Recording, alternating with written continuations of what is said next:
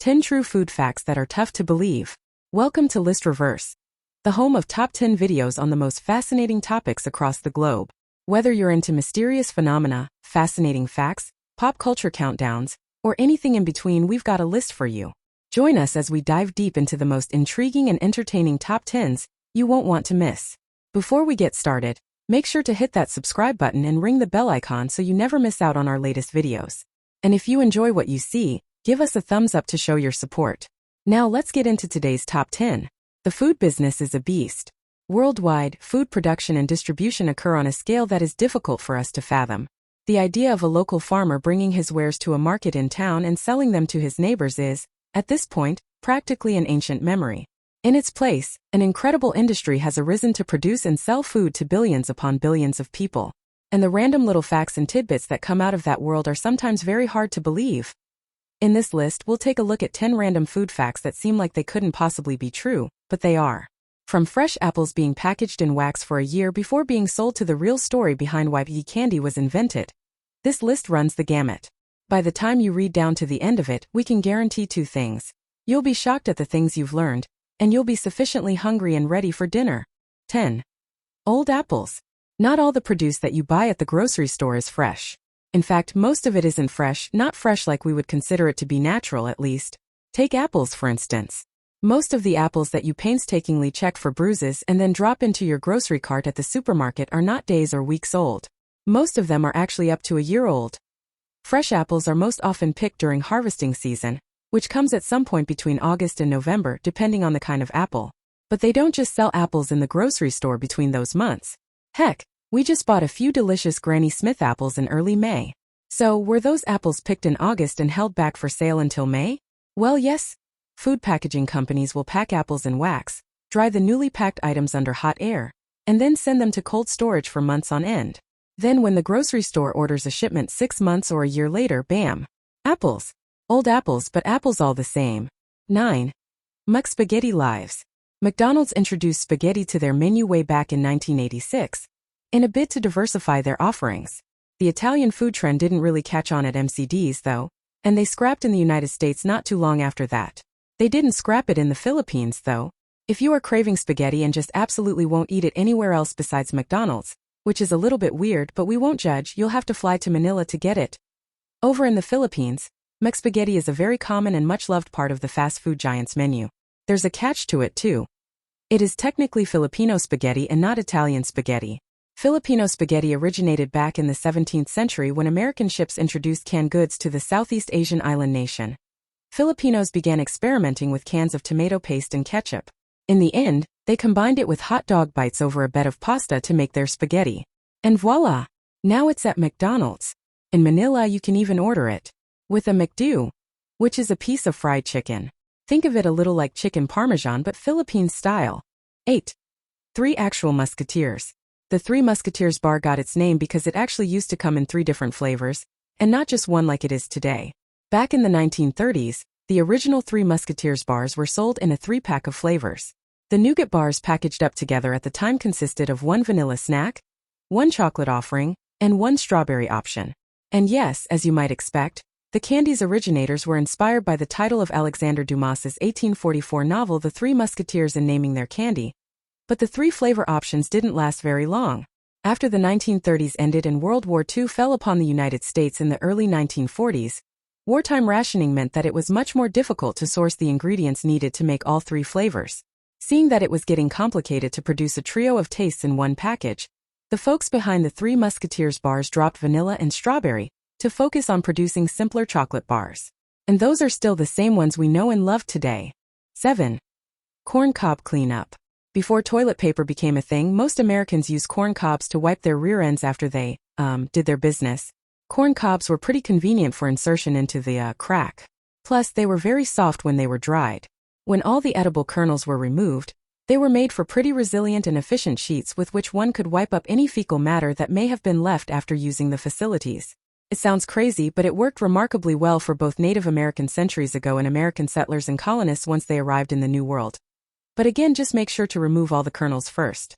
Or else you're going to get a very unwanted surprise sliding along one of your most sensitive areas. Corn cobs weren't the only thing used as early toilet paper. Though a few centuries ago, people also tended to use periodicals like the Old Farmer's Almanac to clean up after going to the bathroom. They would read a few sheets, then tear off what they'd already read and wipe up with it. Then they'd leave the periodical in the outhouse for future reading and wiping. The Old Farmer's Almanac even notoriously came printed with a hole punched through the paper so that it could hang on a hook in outhouses for future use. 6. Time for tea. Tank tea. Every British military tank and armored vehicle is equipped to make tea. How frightfully English, we say. Pip pip cheerio.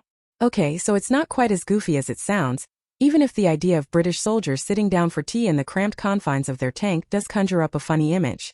Basically, every British armored military vehicle is equipped with something called a boiling vessel. That vessel is a water heating system that allows soldiers to cook food by drawing power from the vehicle's electrical supply. That's critically important in case the British are in battle, and a crew is trapped inside their tank with no respite while waiting out an enemy, and they need to eat to survive.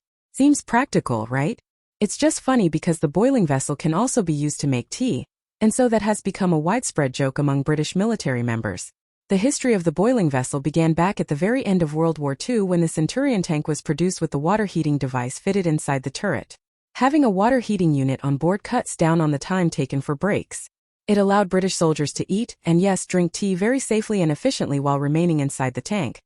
The design has changed and been improved ever since, and today, the boiling vessel is found on nearly every major type of military vehicle used by British soldiers and infantrymen.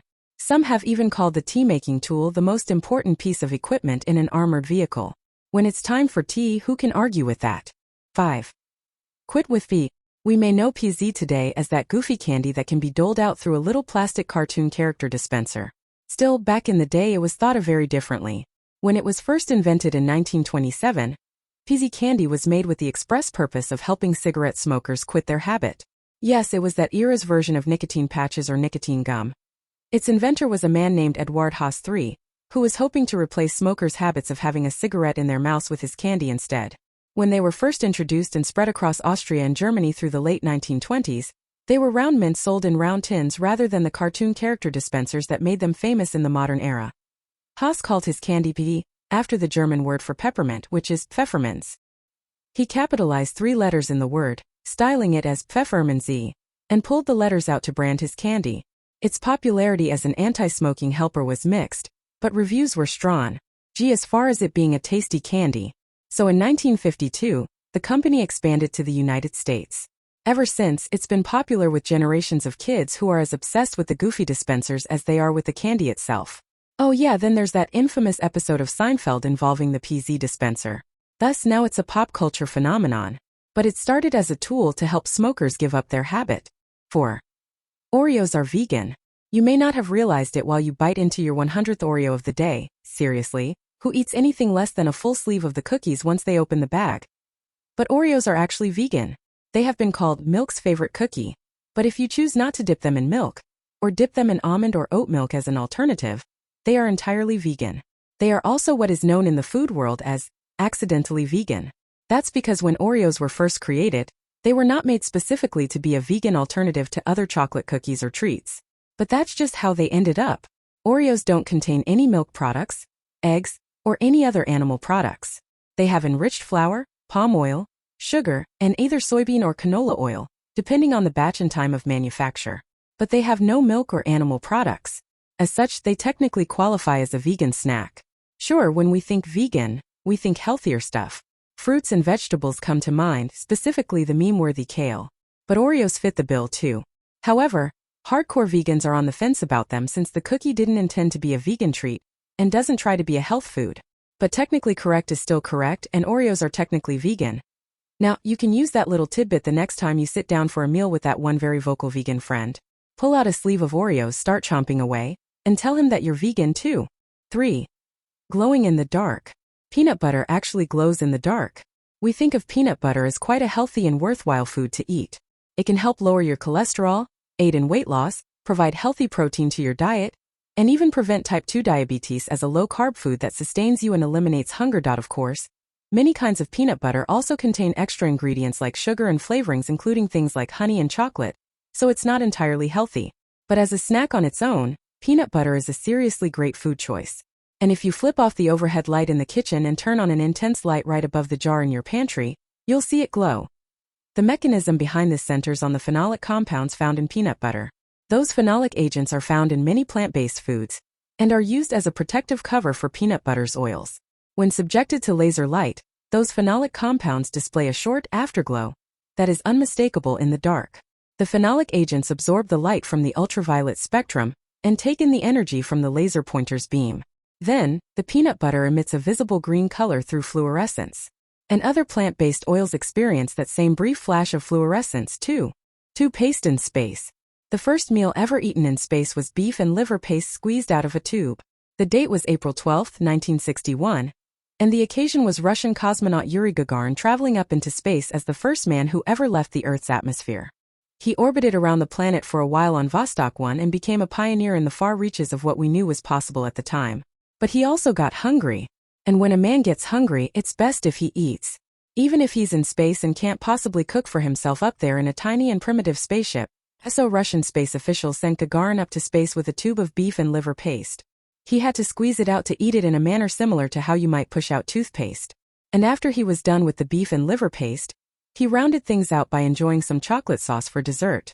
Yes, that part of the meal was also squeezed out of a tube. It doesn't sound very appetizing, but it did the job. 1. Peanut problems. Dynamite is technically made out of peanuts. Basically, there is an oil in peanuts that can make glycerol. In turn, glycerol can be processed to make nitroglycerin. And that last compound is, of course, a key component of dynamite. So you can take peanuts, extract the oil from them, produce glycerol from that, and boom! You've got a way to make an incredibly powerful explosive. Obviously, the process is quite a bit more technical than that. The number of steps and the complicated processes it takes to extract the oil from peanuts and convert it into a dynamite-ready substance make the whole thing not really worth it. So dynamite is produced with glycerol, turning into nitroglycerin with far more efficient means, and the proud peanut is left out of the equation. But if you needed to make something go boom and you absolutely had to MacGyver it with some peanuts, it's possible. Thanks for watching today's Top 10 on List Reverse. We hope you found it as exciting and informative as we did. If you did, be sure to give this video a big thumbs up and share it with your friends. It really helps us out. Don't forget to subscribe to our channel and click that notification bell, so you're always the first to know when we drop a new video. Got any suggestions for future Top 10s? Drop a comment below. We love hearing your ideas. Stay curious, stay entertained, and stay subscribed to List Reverse. Until next time, keep exploring those Top 10s.